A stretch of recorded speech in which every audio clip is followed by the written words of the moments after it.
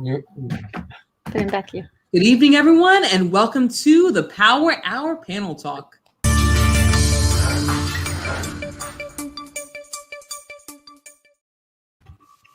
Good evening, everyone, and welcome to the Power Hour. We get together and we talk about current events that are happening across the globe. Now, something that everyone has been talking about this week is the death of Dante Wright. Now, Dante Wright was a 20-year-old gentleman who was killed by police in 20 miles away from the Derek Chauvin trial. So, guys, what are your thoughts about what happened with Dante Wright? That was just all wrong. It was wrong. Definitely.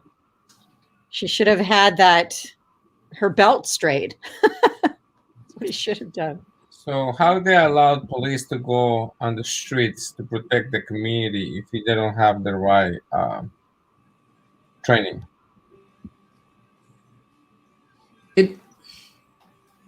So this case has been something that it was very hard for me to talk about.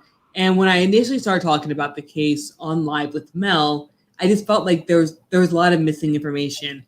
And literally moments after I signed off from the broadcast, the missing information came in and the video was released. And I'm going to say the video was extremely, extremely hard to watch because of the situation that occurred. Now, the police officer who killed Dante Wright says that she meant to grab her taser. Now, we're not going to show the video tonight. It's not something that I think we're going to show or keep spreading around the internet, but it is something that is truly, truly hard to watch because this kid, this 20-year-old, lost his life for really no reason. And then, Wade, what's your thoughts? So, I got a couple thoughts, and we were discussing this before the show. You know, you're trained to do a repetitive motion. You're trained to do this item over and over again. And what I mean by that is her department and most departments across the U.S. have a procedure or a policy where they have the taser on one side, like you said, the non-dominant side, and they have the weapon on the dominant side. Either way, you have one weapon on each side of you. It's a policy specifically meant to prevent an accident like this. And I'm using the term accident loosely right now, but you'll see why in a minute. So she's trained to do a motion over and over again, just like every police officer. So let's say that the taser's on my left hip. I'm trained to pull it from my left side. That's what I do. That's what I go to. Doesn't matter what the situation is, when you've trained to do something a specific way for so long, you automatically kick into that mode. You don't consciously make a decision of what you're doing. You know you need your taser, and your body just switches to that repetitive memory muscle movement over and over again. Well, in this case, for some reason, she had her taser and her weapon on the same side. So I can see how it would be very easy to make a mistake and grab the wrong weapon because it's not something you train with in that position over and over and over again. When in reality, you train with your primary weapon, the pistol, on that side over and over and over again. So that muscle memory takes over. You bring that weapon up and you react like you would. So I can see how it would be easy to make that mistake, but I can also see how this was 100% preventable. If she left the department that day with her belt, with her duty belt in the wrong position, her supervisor should have stopped her. Her partner should have stopped her. Mm-hmm. Let's say she left and it was correct, and she went to the bathroom and came out and it was incorrect. Her partner should have said something. She should have straightened herself up before she went out, period. Mm-hmm. Now, and I have to agree with you, Wade. I know this doesn't happen often, but I do have to agree with you. Someone should have said something, and someone should have stopped her if the belt wasn't on incorrectly. Now, when we do look at this case, we do know that in Minnesota, that officers are trained that on their dominant side, they have their gun, and then on their non-dominant side, they have their taser, so they don't get it confused. but there was a lot of things that went wrong in order to have this happen. Now, the first thing that I have to say is the reason why they pulled him over. Now, Dante Wright asked his parents for $50 to go to the car wash. He just received a brand new car and he wanted to wash his car like any teenager. He's 20 years old, but I'm going to say teenager in this instance. He was taking his car to the car wash and the police stopped him for having a air freshener in the rear view mirror. Now, while that is law, I know we were discussing this prior to coming on live. While it is law, that is a BS reason to pull someone over and to stop them in the first place. Now, I know there are people who are doubting this is the reason why the police pulled him over in the first place, because the windows of the vehicle were tinted. But as of right now, the facts that we have is that he was pulled over because of an air freshener hanging in the rear view mirror. Now, I don't know about you guys, but every once in a while, I have an air freshener hanging in the rearview mirror because I want my car to smell good. So number one, that was a BS reason for them to pull him over. Number two, I'm very interested to hear what the warrant was actually for. Now, there are very many reasons why someone could have a warrant against them. It could be because they forgot to pay a parking ticket, or maybe they couldn't afford to pay a parking ticket, or there could be a bench where there's so many reasons. I'm very interested as well.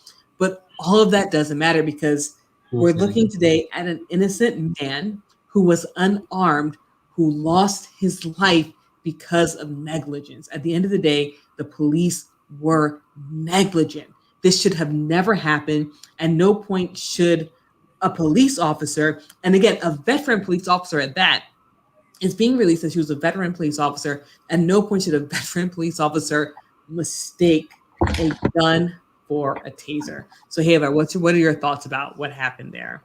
Yeah, to me, it was just a shame. First of all, I send my condolences to his family. It's so sad, but I think the police are just taking so much to the extreme now. They really are, and they're gun happy these days, and it's not right. And I thought that for sure they would ease up because of everything that's been going on for close to a year now. But it seems like it's just getting worse and worse, and nothing is getting done. So, that's no excuse. You know damn well how a taser feels. I mean, they say that it's similar. You know damn well that it's not as heavy as a regular gun. Come on. So, that's bullshit.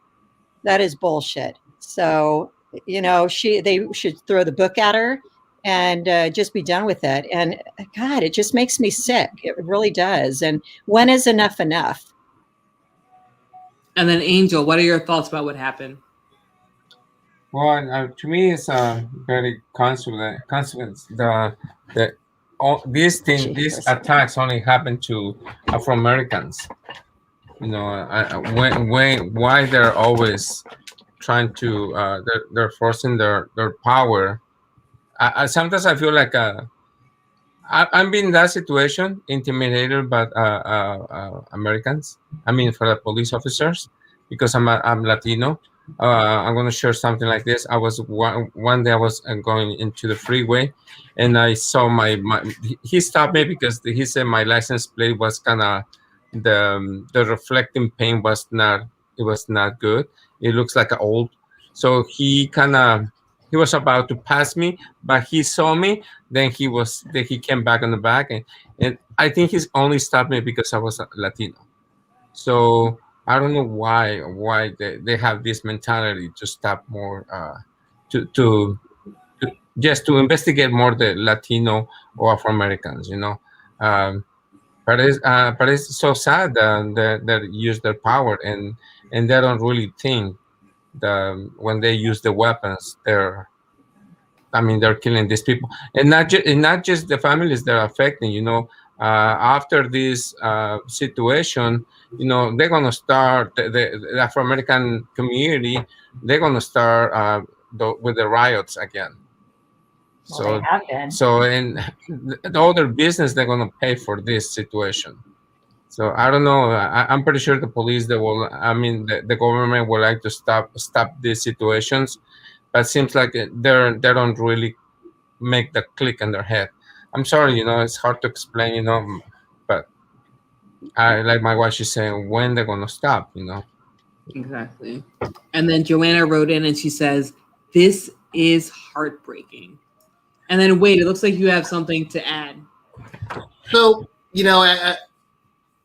sometimes when I'm listening, like I've always said, certain information will have me change my opinion, things like that. But then I also do some research while I'm listening as well on one of my other monitors. And I have to disagree with Angel a little bit here. So it's not just America. Matter of fact, according to the World Population Review, the study that was just performed for 2021 so far, the U.S. is actually number 6. Still not a good position, I'm just saying. But number 1 is actually Brazil with 6,160 people killed so far by police. Wow. And then it's Venezuela with 5,287. The Philippines after that with 3,451. India after that. India, 1,731. Syria with 1,497. And I really thought Syria would be higher. I don't know why. United States at 1,099 so far this year. So you can't say that it only happens in America because it doesn't, especially when Brazil is almost 6 times the rate. So I will say this: when we look at the Western world, when we look at developed nations, America definitely does lead with officers killing civilians, especially civilians of color. So I do kind of see what Angel's saying, but it's not just an American thing. And like Wade said with the numbers that he brought up, that it is happening across the globe. But when we do look at developed nation, America seems to be the outlier there. Well, out of the 1,099 people so far, only 24% were black. So you can't say the bulk of them were black. Wow. So, I mean, we have to realize we live in a world nowadays that doesn't present the news in its entirety or its reality anymore. We live in the world where ratings equals money. And the more sensationalized you make something, the more ratings that you get, the more money that you make. So these people latch onto, when I say these people, these news people and all that, like to maybe make it a bigger issue and everybody else grabs on to get their piece of the pie. So I'm going to disagree with you there. So you said it was 24%? Yes. So, and the reason why I disagree with you, because if we look at the United States, the black population in the United States, it looks as though it is, according to the census, I believe this is from the last census, is 13.4% African American or black. So I think if we take it and we look at it in this case with the amount of black people in this country versus the amount of black people, the percentage of black people killed by the police, the percentages doesn't really add up in that sense. Yeah, we can spin anything to look at one way. We're going to disagree on this because you can make math say anything. But if you say, okay, I'm going to have 13% of black people, but in comparison, 24% there, they don't match. No, those numbers don't quantify. 1,099 does not equal the billions of people that we have, or the millions of people in the U.S. 345 million, something like that. Something like that. Something like that. Okay, so you can't use that number as a comparison, saying that because there's less black people overall, but I will say this, right? So if we're looking at it, so if we break it down, America by demographics, you would assume that it would match. I would assume that it would match. That police would kill, if you would look at the police killing of people, that it would match the demographics of what the United States looks like, and it doesn't. It's nearly double the population of African Americans being killed by police. So if we look at the population from the last census, again, the United States is 13.4% black, but you said that 24% of the people being killed by police are African American. That's nearly double if you look at it percentage-wise. Yeah, I would think it would be like 70%. Well, according to the news, it's 70, 80, 90, if not 100%. That's what I mean, is that sensationalism right there. Mhm. They're going to latch on and they're going to play on it.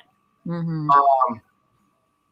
So, yeah, I mean, I can understand your point, Mel. I can understand that, but at the same time, you can't use that argument and the argument of African Americans are being held down and they're not giving the same opportunities, because then you have an argument. You've created an argument where because we're so little and we've got double. No, I'm not even saying. I'm not saying because there's little. That's not even what I'm saying. So like when we look at statistics, right? Let's take it away from percentage. Look at fractions, right? So the equivalent of 1/2 is 2/4. So if we would break it down, we see that if we have this percentage of Black people in America, it's like this percentage of Black people in America being killed by police. It's nearly double. If we would look at it and say that it was I don't want to use the word fair because no one should be killed by the police in any country, right? So I don't want to use the word fair, but I'm right now I'm at a loss of words. You would think that because there is 13.4% of African Americans or Black people in the United States, according to the last census, that 13.4% of the people killed by police would be Black people because it would match up. So I'm not talking about raw numbers. I'm talking about percentage wise. But when we look at it, we're seeing that nearly double of the percent of people killed by police are African American. Yeah, I still gotta disagree with that because I just pulled up the statistics for people shot to death by police in the United States from 2017 through 2021, including white, Black, Hispanic, other, and unknown. And in all years from 2017 forward, whites were killed at a much higher rate. So, for example, in 2017, it was 457 whites versus 223 Blacks or African Americans. And I'm only using the term Black because that's what's on there. Yeah, that's what's in the census. So you're saying, but I want to look at it percentage wise, and that's the reason why I look at it percentage wise is because at that point you'll see that a greater percentage of African Americans are being killed.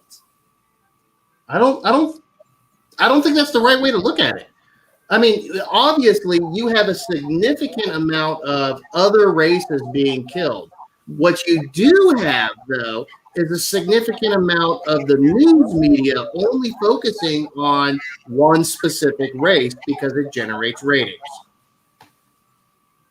I'm going to disagree. I think we're always going to disagree on this. But I do want to lead this into the next topic, and that is police right now. While we're watching the news, police are not getting a good rap in the news right now because we're seeing time and time again police officers doing something wrong, and we see that when we look at the Army soldier who was pepper sprayed by a police officer because the police officer didn't see his new tags, even though the tags were visible. So let's start with you, Wade, because I know that this was a case that you brought to us before anyone else could bring it up. The moment that this became public, you were on it.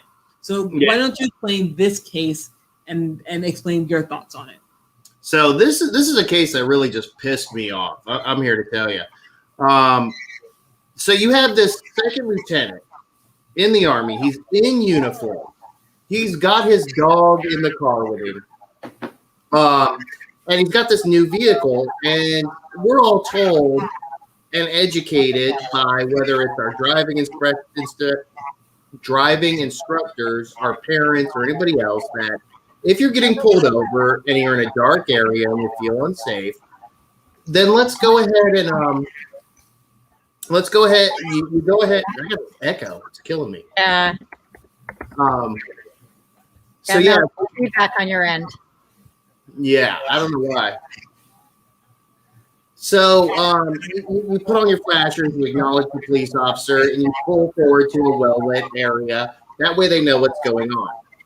For some reason, these officers thought he was running. So they wanted to instigate this felony stop, which means pulling their guns and everything else.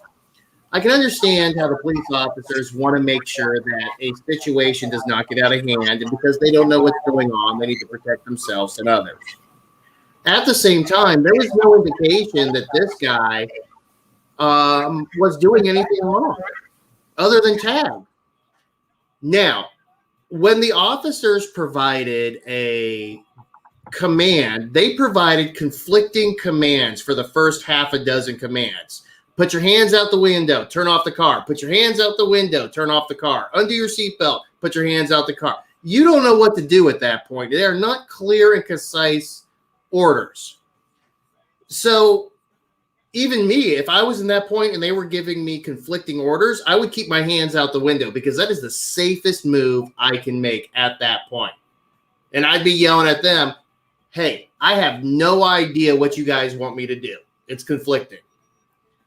So the moment the officers told him to get out of his vehicle, he should not have fought them, verbally or otherwise. And the moment they had him out of the vehicle, he should not have fought them. And unfortunately, it's become a trend in our society where you think you can fight the police and win. You cannot fight the police and win at that moment, period. So just comply with their directive and deal with it later. You are not big enough to stop what is happening. So they were all wrong. And when the police officer pulled his pepper spray and threatened to light him up, that could be taken all sorts of different ways. When he reached for his duty belt and said, I'm going to light you up, I immediately would have went to, he's going to pull a gun on me. That would have been my first thought. So this whole situation was wrong to begin with. The police were wrong. He was wrong. But either way, no one should be treated the way he was treated. Exactly. Yeah, that was too bad. Now, I didn't actually see it. Do you have a film of it? I dropped it in our link, but I don't know if we want to show it either. So I'll let you guys talk about it, and I'll pull the link up. Now, with this case, I'm going to agree with Wade. There's conflicting orders from the police, and at the end of the day, if you don't know what to do, if police are telling you to do different things and you don't know what to do, at the end of the day, you're going to do something wrong, because one person's telling you to do one thing, they're telling you to do another thing, and then you're going to do something wrong. You're not going to be able to comply. And at the end of the day, most police officers want you to comply with them. But if you're hearing different things, if you're hearing different commands, it's going to be very hard for you to comply with the orders that the police officers are giving you. Now, so they had body cams as well, right? There's body cam footage. And why did they stop him in the first place? So this is another example of a stop being BS. This officer should have never been stopped. This military officer should have never been stopped. He had his tags properly displayed. The officers just couldn't see it. It was properly displayed by law. Like the way that the law says a tag should be displayed, it was displayed, whether it's in the window or on the back bumper, it was displayed. The officers are claiming they didn't see it, and that's why they pulled him over.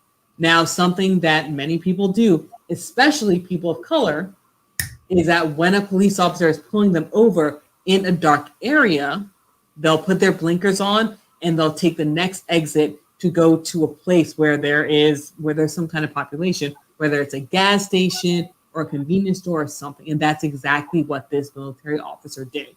He put his blinkers on. He went to the gas station in order to talk to the police officer to see why they were pulling him over instead of pulling over on the side of the road. And at the end of the day, that is actually safer for both the person who is being pulled over and the officer. It greatly reduced the risk of and that's someone what being everybody put on should the be side. doing anyways. Everybody knows that's what we do. Exactly. So I'm not sure why. I'm not sure why the police officer escalated this, because at the end of the day, the police officer is the one who escalated what happened. Now, again, it the person who was being pulled over, the military officer, he did not comply. But it's very hard to comply when you don't know what to comply with, because you're hearing different things. But I think something that was very interesting, and something that shows the mentality of the police, is that when the military officer who was pulled over stated that he was afraid, and the police officer stated, "You should be." I think his exact words were, "You should be." I think that is something to definitely look at, and even take a look at it at the police department as a whole, because that is never something that a police officer should say to someone who is being pulled over, or anyone just in general. Well, I don't see how all this is tolerated in the first place going on in the police department. I mean, if you're saying that, you should be booted out immediately. You don't say things like that, and you should know that. It's unbelievable. I mean, those kind of things would definitely put me into a fight or flight at that moment. And you will never hear me say, with the exception of now, in this scenario. So, as a side note, while color does have an effect on interaction, I try and stay neutral on color. If you notice that, I try, it's not a black thing, it's not a white thing, it's a problem in general. And in this case, it is a problem with the police in general. So very rarely will you hear me say something like I'm about to say. But even as a white gentleman being pulled over, if you told me I should be afraid and you were getting ready to light me up, you are going to put me in fight or flight mode, because I know there is nothing that's going to stop you from doing what you're about to do, whatever that case may be, except for me. Because your partner is not going to stop you, another police officer is not going to stop you, and no one on the street can stop you, because you cannot interfere with police officers when they're doing their jobs, whether you agree with them or you don't. Mm-hmm. So that would immediately put me in a fight or flight mode. Yeah, me too. And I remember the last time I got pulled over. Gosh, it was about 4 years ago, I think, and I was almost home. I just want to be home so bad, and it was from L.A. driving back to San Diego from Escondido, and he pulled me over, and I made sure I got off, but I made sure I went under a light. I got off the freeway and went right under a light for sure, because you never know. The stories. Yeah. If I was close to a police department, I would have drove to the police department and parked right in the police department parking lot. Yeah. I know some ladies that have actually called 911 when they're driving out here in the country and it's dark and they're being pulled over, or the lights are on behind them. They'll call 911 and confirm that it's an actual police officer behind them. That's good. Yeah. Mm-hmm. Yeah. I think I figured out what the feedback was, Mel. 1994, 95, I was driving on a windy, windy road. A windy road. Uh-huh. And it was no place to park. Mm-hmm. So I drove maybe like a mile. So I parked on the side. The first thing that when I opened my window, the first thing what he said, "Thank you for parking here. It's in a safe area." Wow. Mm-hmm. That was the first thing that he said. Wow. That's amazing. Yeah. So something I think that needs to happen in terms of police, because this week police are getting just an absolute bad rap. Mm-hmm. And something I think that needs to happen is, I think police departments across the country, because different police departments have different standards for applicants who apply to become police officers. I think there needs to be a set standard across the board. I think it needs to be a little bit harder for people to become police officers, because something that I can say that happened this week is that two individuals, two police officers, one who actually both of them are veteran police officers, showed that they did not have the capacity to be police officers. And while we see that when these police officers do something like murder an innocent man or pepper spray a military officer who they shouldn't have been pulling over in the first place, we see that it puts all police officers in a bad light. And I think something that needs to happen in terms of police reform is that we need to hold police accountable, and we need to have stricter requirements for becoming a police officer. Wait, what do you think? Do you think that there needs to be stricter requirements, or do you think the requirements are fine at the moment? So I don't know if you can equate this to needing stricter requirements for police officers to get in.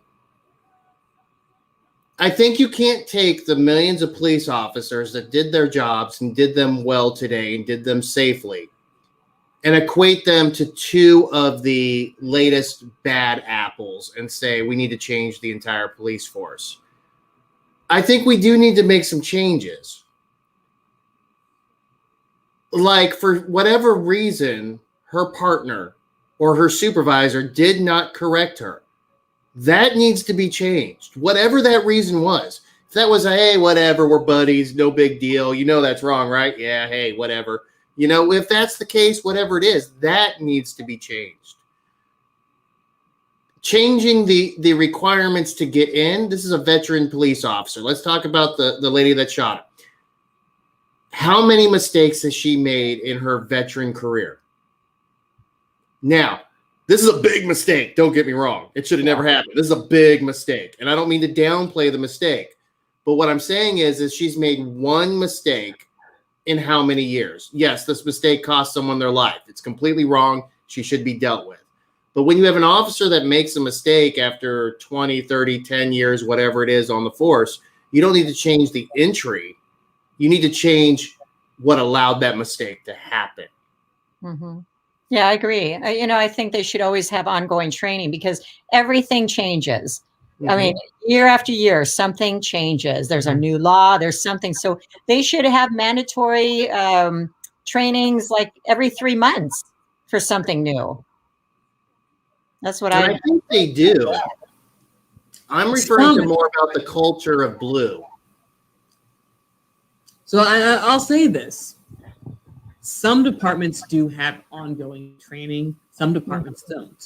Mm-hmm. If you go across the country and you look at different police departments, it's very different. The police department from LA, from San Antonio to PG County in Maryland to NYPD, it's very different what the ongoing training looks like. And it's also very different what the requirements are to actually become a police officer.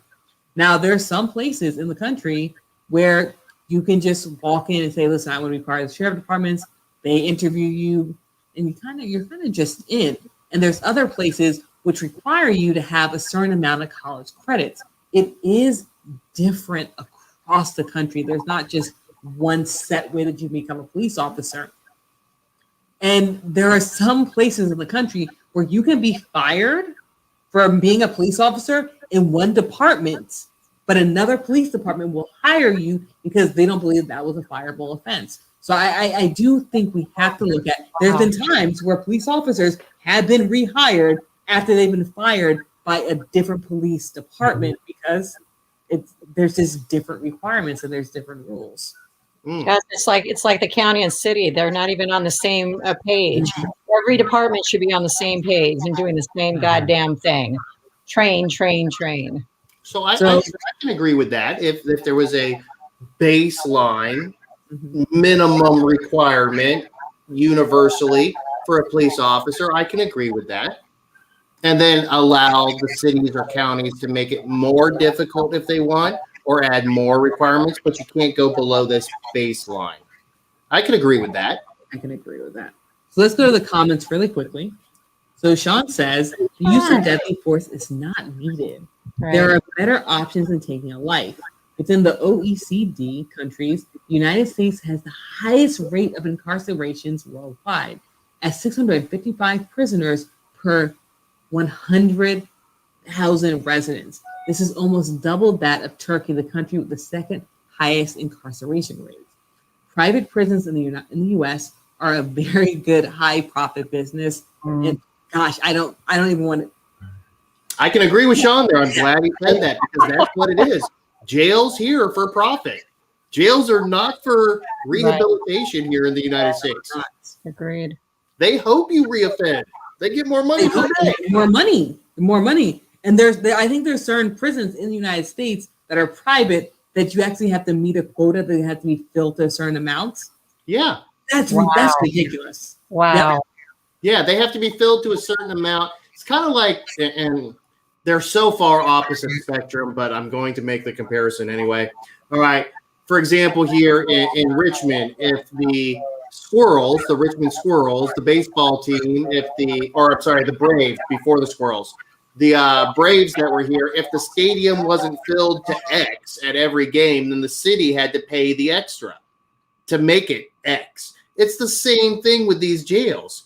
On private, they have these agreements that if they're not up to X, then the state still's got to pay them, or the federal government still's got to pay them to get them to X, whatever that is. That's unbelievable. Mm-hmm. Sickening.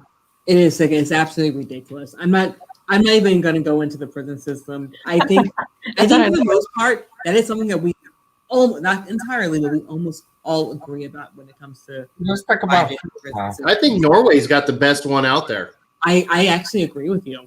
Yeah, if I ever have to go to jail, I'm going to specifically request to be transferred to Norway. Why? So their jails are not jails. They actually, whatever the offense was, they actually rehabilitate you. They actually provide you opportunities to learn and teach you what you did wrong and how to avoid it and how to succeed after you leave jail. That, they'll teach you all these things, and they treat you like a human being, not like cattle. Mm-hmm. I mean, in the United States jail system, it's scary going to jail. You go in, they treat you as you're subhuman, you're subpar, and they put you in a position where once you get out, the likelihood that you'll offend again is extremely high. They don't put you in a position where you can learn from your mistakes, where you can learn a new task, where you can meet new people and go forward. In the United States jail system, you go to jail, you come out of jail with your record, you can't get any job. Like most jobs are now out of touch for you. And at the end of the day, the only thing that you can really go back to is what you were doing before. The United States prison system is put in place to punish people and then hold people down. Mm-hmm. And I've had people that, so when we do contracting work, we do some contracting work in some jails around here. And we go to some of these places and we talk to some of these inmates because we get these inmates as helpers, move equipment, things like that, and we treat them like human beings and we conversate with them as much as we're allowed to, because in some places you're not allowed to say anything more than hi. Or to give direction. That's it. But I digress. And some of these inmates tell us that you go to jail to learn how to be a criminal. You thought you were a criminal when you got popped? No. You go to jail, you come out learning how to be a criminal. It's true. Because they can't do anything after jail. So the only thing they can do is learn from the guys in jail on how to survive outside of jail by doing illegal things because they can't do anything legal. That's some bullshit. I know I'm laughing, but it's so true. Oh my gosh. Oh, geez. It is true. Now, don't get me wrong. I could talk about prison reform all day. I think the way that the United States needs to reevaluate the jail system, the prison system of the United States, needs to focus on rehabilitation rather than just punishment and profit. But we're going to move away from police officers, jail, and we're going to move into something that none of us ever agree on, and that is the vaccine. Now, Johnson & Johnson, the vaccine has come under scrutiny. Now, the FDA and the CDC has recommended pausing the Johnson & Johnson vaccine. Now, this vaccine has been praised by many people because it was a single-shot vaccine. But now, the FDA and the CDC are recommending causing it because 6 women out of 6.8 million people who received the vaccine in the United States, 6 women have developed a very rare blood clot. And they're now looking into whether or not the Johnson & Johnson vaccine actually caused the blood clots. So what are your thoughts about the CDC and the FDA issuing this recommendation? Well, shoot, because I was thinking about getting that one shotter, but now it's off the table. I'm not getting it. Not doing it. Well, he got his first shot. He's going for a second one in a couple weeks. On the 30th. Yeah, on the 30th. I think I'm gonna get it, but every Well, not think you have it. You received, so Angel, I think out of all of us, you're the only one who received it. I want to get my vaccine. I'm going to get my vaccine. I'm just not able to at the moment. So Angel, you're the only one out of all of us who actually received the vaccine. Which vaccine did you get? Moderna. So he has to go in 2 more weeks. He's going, I think. Yeah, to get the second and one. I know Wade, he has the nurse information already. The what? Wade, he has my nurse information. Your nurse information? My nurse information. Oh, the nurse's information. Yeah, I know who your nurse is. I'm gonna call her and let her know to give you a water. What type of water? So guys, what do you guys think about Johnson & Johnson? Again, this is 6 women from the ages of 18 to 48 who developed this and again, this is a very rare type of blood clot. 6 women out of 6.8 million people who received the vaccine. Wade, what do you think about the FDA and the CDC recommending pulling the Johnson & Johnson vaccine? So I've always said, and I said this earlier too, is never buy version 1 of anything, car, PlayStation, anything, let alone a vaccine. All right. So, and I say that facetiously, but I'm also being serious at the same time. There's a lot of things that we do not know about these vaccines that were rushed out. And really, honestly, me and my dog Hank are ready to pull a Will Smith I Am Legend. We're gonna, you ain't putting that in me. Me neither. I'm not doing it either. I'm right there with you. Right? I'm looking forward to it, honestly. So, but I digress. In all seriousness, we're talking about 0.00009% of people that had an issue, a complication. That is smaller than most of the ads you see on TV for stuff. You watch those allergy medicine ads about this time. Get such and such. It'll clear you up. And then it's got a list of all these issues you could possibly have with side effects. Headache, watery eyes, anal leakage, third leg. I mean, all these other things that could possibly pop up. So I don't understand why we have stopped it. And the same logic could be applied to you have a 99% survival rate of COVID. So I'm confused. I really am confused. We either are or we are not for the 99%. Yep, I agree. And it took them less than a year to get out these vaccines that normally take years and years to accomplish. So I will say this about the vaccines. The vaccines had an incredible turnaround date. However, these are vaccines that people were working on beforehand for other things. Now, for instance, Johnson & Johnson. Johnson & Johnson took the formula they were working for Ebola, and they took that vaccine and changed several things and transformed it into the COVID-19 vaccine.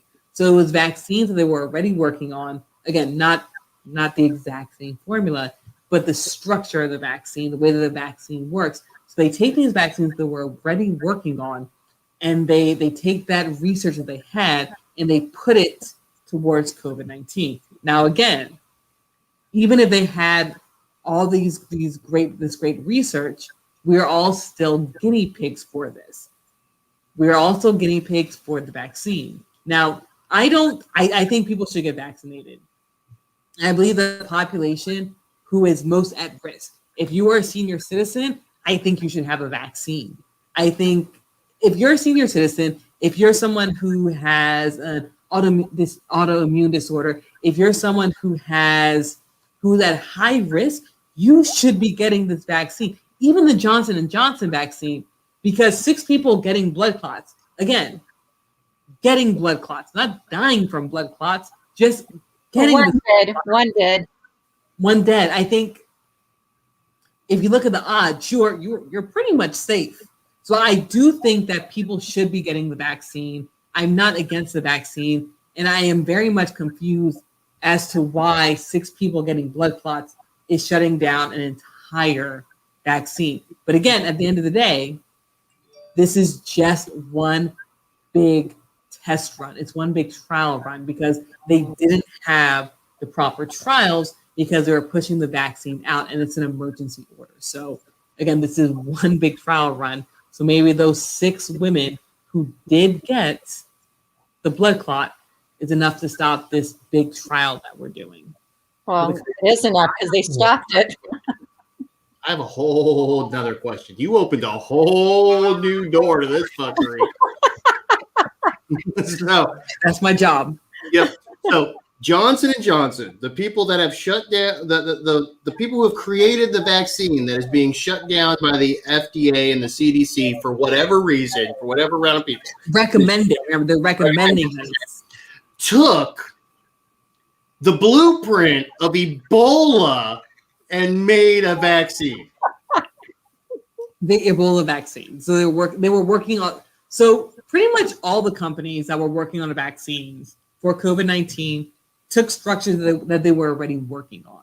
Right. But they took one of the most deadliest known diseases to man and said, hey, we got you. Matter of fact, we got you in one shot. Here you go. You're telling me I just made a joke about anal leakage, and Ebola actually does leak out your ass and eyeballs and every orifice that you have.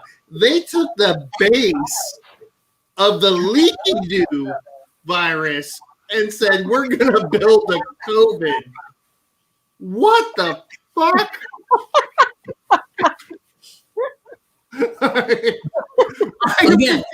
Did anybody else use a top 10 world's deadliest virus as a base for their vaccine? Yeah, I'm actually pretty sure they all did. Now, don't quote me on that because I'd have to do the research. But I'm pretty sure they were all working on vaccines for other major diseases, because most of the time when you look at vaccines, most vaccines are put in place for major diseases. No one's looking for the vaccine for hiccups. You know what I'm saying? People are looking for vaccines for things like swine flu, for things like Ebola. So they took the research they had for Ebola, again, the research, and they used that research in order to come up with another vaccine. Now, here's my question to you guys. Is 6 women enough to stop an entire vaccine program? I don't believe so, but obviously the government believes so. That means something else is going on that you haven't. I agree. Yeah. Now, this is not something that is just part of the Johnson & Johnson vaccine. We're seeing across the pond that the UK is also putting a pause on AstraZeneca's vaccine because of blood clots as well. So do you guys think that something bigger may be going on in terms of COVID-19 and vaccines, or do you think that 6 women is enough to stop the Johnson & Johnson vaccine? I think there's more going on. And I think everybody is different. So we may not know what's going on right now, but for everyone out there that's listening, if you are scheduled for the Johnson & Johnson vaccine, many states are now rushing. Many states are now rushing to provide the Moderna or the Pfizer vaccine for people who are scheduled to get the Johnson & Johnson vaccine. Now, one state that automatically decided that if you were getting Johnson & Johnson by that state, that they're just going to switch over to Moderna or Pfizer is New York. Now, New York State has stated that if you were scheduled to receive Johnson & Johnson, still come for your appointment because you're going to get Moderna or you're going to get the Pfizer vaccine.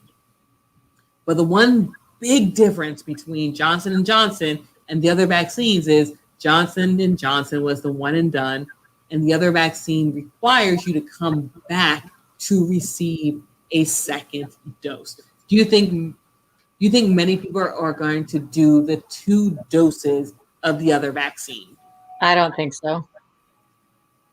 I can only answer your question with another question, which is not good form, but it is what it is. How many people are going to go get the dual shot vaccine that realize in 6 months it's no good anymore and they have to go back and do it again? Well, that's why I heard about the single shot too. So what's the They're difference? all only good for 6 months. Right. So what's the difference? We'll see. So this evening, we're not going to talk about the vaccine passports, but we'll talk about that next week. But I do want to shift over to our favorite representative, Matt Gaetz and Venmo. boy. Now, I know that we were talking about Matt. We've been talking about Matt Gaetz. Let's be honest. Representative Matt Gaetz. We have been talking about him and his alleged pay for sex by minors. So apparently, Representative Matt Gaetz was not informed that if you do not switch your Venmo from public to private, that the entire world can see your paper trail. And Matt Gaetz was a $900 to his friend, who then took that same amount of money and sent it to underage women for tuition and book cost. Oh my God. So what are your thoughts about our favorite representative from Florida, Matt Gaetz, and his Venmo history? Wade, I'm seeing that face that you're making. What do you think about this situation? So just remember, if you're ever having a bad day, just think about Matt Gaetz. He didn't get a high school girlfriend until he was in his late 30s.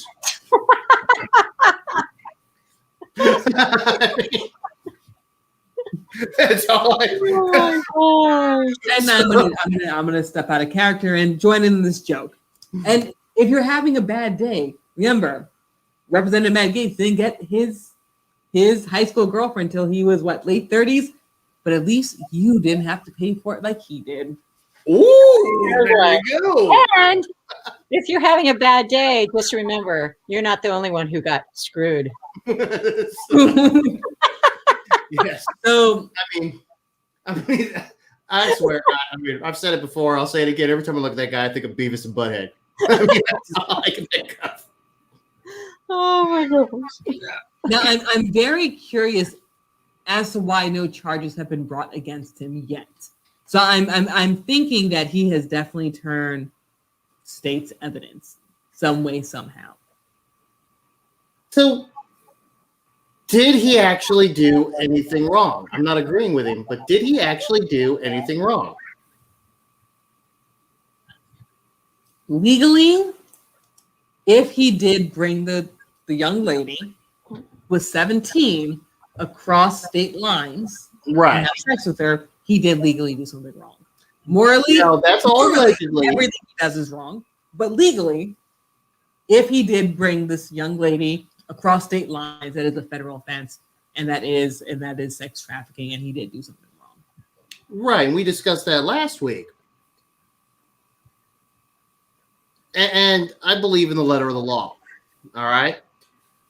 At the same time, if you prosecute him for a relationship with a woman that is within 6 months of being 18, for example, right? Then every jail that needs a quota in the U.S. should be filled or overfilled. So it's kind of, while I agree with the letter of the law, did he actually do anything wrong that somebody else wouldn't do? Is this a scenario where, because he's a public figure and he's exposed more than most people, is this a case of dirt against him that's being used, whereas somebody who isn't a public figure has done the same thing and isn't being prosecuted for it? I'm wondering if there is, because of who he is and where he is, if that has a lot to do with it. If that makes sense. Right. Hopefully. So I'm going to disagree.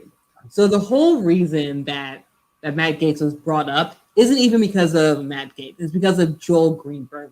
And Joel Greenberg was facing criminal charges because of this whole sex scandal.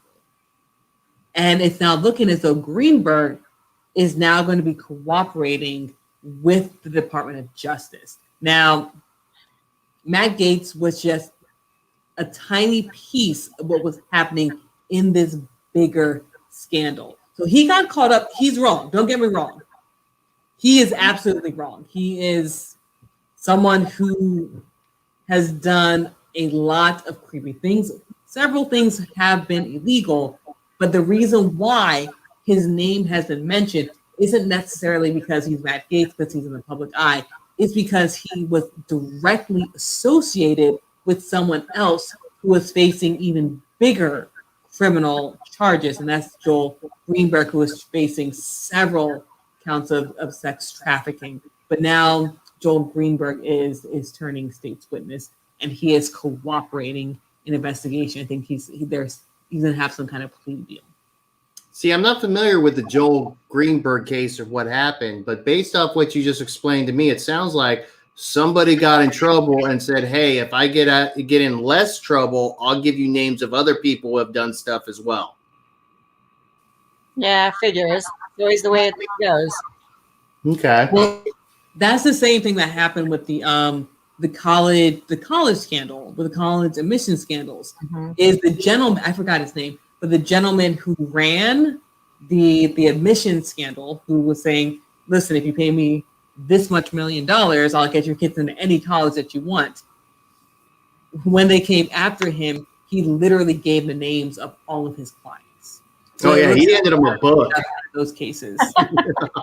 He said, "I got you, boo. Here you go." Here you go. Yep. Now, before the end of this broadcast, I do want to bring this up. And this past week, we lost royalty. We lost Prince Philip. Prince Philip did pass away. Sohaila, do you want to go ahead and lead on this one? Yeah. So Prince Philip, 2 days ago, was it 2 days ago? I'm pretty sure. Yeah. 99 years old. Yep. Philip. So now Queen Elizabeth is now single. She's single. Wait says. Yeah, but yeah, on a sad note though, we have to send our condolences, and he was always in back of her, and they've been married 70-something years, right? It was 70-something years. Yep. That's amazing, and they were still so in love. That is so cool. But yeah, that's a shame. It's a shame. Look, it's hard for people to stay married 7 years nowadays, let alone Right? 7. Right? Yeah, I agree. So it's gonna be an interesting time for the royals. Right, and I'm glad that Prince Harry is going. I'm glad that they're allowing him to go, because that is a big part of his life. It's a shame. I'm glad, but can you imagine if they said no, you can't go? Oh my God, that'd be crazy. That would be just a scandal. I Whether know. they want him there or not, it would just be a huge scandal. Yeah. I think it'd be better if they said, Meghan Markle, his wife, is that her name, Meghan Markle? If they said she can't go. Well, she That would be great. So yeah, well, she can't go. She's pregnant, and then COVID. But he's allowed to go, so that's a good thing. Yeah, and then You're muted. DMZ also died. DMX, yeah. So DMX passed away. The family has come out and said it was a heart attack. I'm going to leave it at that. I do not believe it was a heart attack, but I'm going to leave it at that. I'm going to leave it right there with what the family was saying, and that he did pass away. I do not believe it was a heart attack. Prior to him passing, there were other reports coming out, but I'm not going to go into that. I'm going to let family have this one and say that it was a heart attack. And that's what we're going to say. So I want to go to the comments really quickly. So Sean is going back. She said, "We're going to sing." we're gonna leave the DMX thing. We're not even gonna touch the DMX thing. We're gonna say heart attack. So rest in peace, Prince Philip and DMX. And going to Sean Cassidy. So Sean said the mafia learned that way a long time ago, and this is going back to the bad Gates. And then he shared a link with that Gates associate is cooperating with the prosecutor in connection with the investigation. So I'm very curious to see whether any charges are brought against Gates, and I'm very curious to see how big this is actually going to turn into. Something. So I know I brought this up before, and I'm going to bring it up very quickly because we are out of time. But as we all know, QAnon has been talking about this for a very long time, and people who follow QAnon have said that there is some kind of child sex ring going on. But it seems as though when something is uncovered, we're in the government, there is actually some kind of child sex ring. That QAnon has been very silent, and the people who have followed QAnon has been very silent as well. So I'm very curious, and I'm asking if anyone is a follower of QAnon, if you guys can let me know why the silence on this issue. I would love to interview somebody from QAnon. I would love to do it. That is an offer out there to anybody in the internet or anywhere else. I would love to interview somebody in QAnon. Now, I do know several people who do follow QAnon, I mean, wholeheartedly, but they don't really want to come out right now. I'm not sure why they don't really want to come out, though. But if anyone is into, so this is an open invitation. We would love to have you on the show. If you are someone who follows Q, we really want to know why the silence right now. We do have lots of questions for you about lots of questions about lots of different things. And again, this is a no judgment zone. As you can tell, the four of us don't agree on anything. I mean, we don't agree on anything, and we are all friends. After we sign off, we actually have conversations about when we're going to hang out, dinner, who's going to the shooting range, different things like that. So we remain friends, even though we don't agree about anything. And it's real and raw. It is real and raw right now. Is he passed out? Earlier, my cat threw up. It's raw and real, people. Unreal. So, guys, this has been the Power Hour panel talk. So, guys, thank you so much for tuning in. I'm not going to show any because we are really out of time. So, I'm not going to show any other things. But check us out on Roku TV. We're now on Roku. You can find us on the ENSL channel on Roku TV. You can also find us on Spotify and Apple iTunes. So, guys, please check us out and watch us live as well. We really want to know what your opinion is. Listen, none of us agree on anything, and that's okay. But it's very important to keep the conversation happening. It is very important for us to have this dialogue. So please continue to write in. Let us know your opinion about the topics that we are talking about. Whether you agree with us or not, we want to hear what you have to say because your opinion does matter, and we want to hear it. We want to discuss it with you as well. As you can see, we are very much different people who don't agree on, I want to say 85% of things that we talk about, but we still remain friends and we have the conversations because these conversations are important to have. And my name is Mel Andre. You can catch me live every single Monday through Thursday on Facebook, on Roku, on ENSL, and on Apple Podcasts and Spotify. So guys, check out Live with Mel. And then to this side, who we have over here?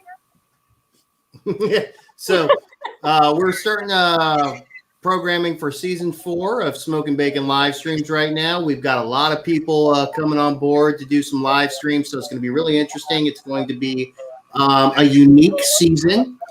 We're going to we've got some burlesque actors. We've got and something I didn't even think about. We've got some entrepreneurs that are going to be coming on and giving advice, and we have some LGBTQ. I don't know if I got that in the right order. Yeah, I did. Yeah, we're going to have some shows for that too. So we're excited about the diversity on that. It should be entertaining because we believe in offending everyone equally. Exactly, right? And hey guys, I am Sohaila, and I am a belly dance entrepreneur expert, and I'm also a real estate agent too. So I know I just signed on with Q1 Real Estate, so we can help you with any of your selling or buying needs if you're in California here. And we have our Cinco de Mayo festival coming up. And May 2nd. May 2nd. Yep, I know. Wade's saying, wait, Cinco de Mayo is the 5th, but you're having it on the 2nd. I know. So, well, because it's a Sunday, right? So May 2nd is a Sunday. And so most people these days are pretty much around. But if not, that's okay because we're going to put it on the 5th as well. So it'll be live via Zoom as well as live in our backyard. And yeah, so we're going to film everything live, and it'll be on our Facebook page on Cinco de Mayo Facebook page. It's going to be a lot of fun. And this is really live because Angel is just passing out every 15 minutes. Hey, who are you now? I'm just her helper. I'm just a helper. You're just the helper. Yes. Well, I need to know if we next time we have a timer. He's a stickler on time. That's Angel. Apparently, Angel we is spoke too much about cops tonight for Angel, so he was right. all on track. Right. So Angel is a handyman, and also he is a entertainment. How would you say advisor? He puts together festivals. Yeah. Yeah.